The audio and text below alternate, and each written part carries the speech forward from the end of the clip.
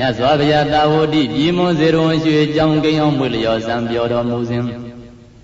တနေ့တနေ့အရှင်အင်္ဂုလိမာလမတေမြတ်ဆွမ်းငံကြွတော်မူသောအခါသာမဖွားနိုင်သောအမျိုးသမီးတယောက်ကိုမြင်ရ၍ကရုဏာသက်ကဘုရားရှင်အားလျောက်တတ်၏ဒုက္ခမြတ်စွာဘုရားကဒုအမျိုးသမီးထံသွားပြီးယတောဟံပကိနိဇာတိပြေသစ္စာဆိုယံသင်ပေးတော်မူရာဘုရားမိန့်တော်တိုင်သွား၍သစ္စာဆိုသည်ဖြင့်ဒုအမျိုးသမီးကိုမှချက်ချင်းသက်သာလကုစွာဖွားမြင်ရပါ၏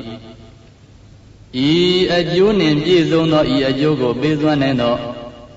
အင်္ဂုလိမာလသုတ်ပရိတရားတော်မြတ်ကိုငါတို့ရွတ်ဆိုကြပါကုန်စို့ပရိဒံယဗနန္တတနိသိဏဌာနတော်ဝနံ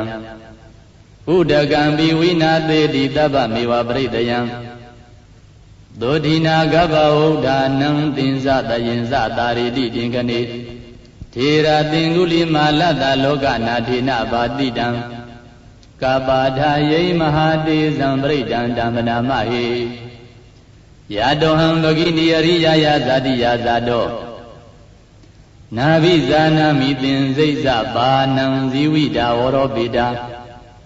ဒေနာသစ္စေနာသုတိတေဟောတုသုတိကပတာအင်္ဂုလိမာလသုတ်တံဒိဋ္ဌိတံသာရဝနှလုံးပြောပြောင်းသူတော်ကောင်းတို့အင်္ဂုလိမာလသုတ်တံအင်္ဂုလိမာလသုတ်တရားတော်မြတ်ကိုသူနာဒနာကြကြပါကုန်လောဒါရေထဆောင်ထားကြပါကုန်လော